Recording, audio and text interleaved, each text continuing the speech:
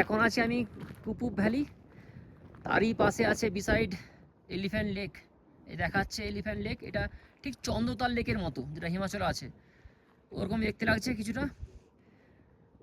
এটা হচ্ছে কুপুক valley, Kupup not কুপুক।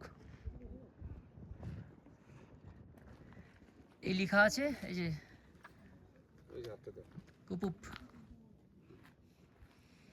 খুব সুন্দর একটা ভিউ, অসাধারণ সত্যি।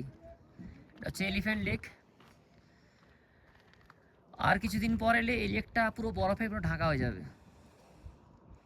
অনেক রাস্তায় দেখলাম কিছু জায়গায় বরফ জমে আছে, আর ভিউটা বেশ সুন্দর, রাস্তাটাও দেখছি কত সুন্দর একটা, অসাধারণ সত্যি।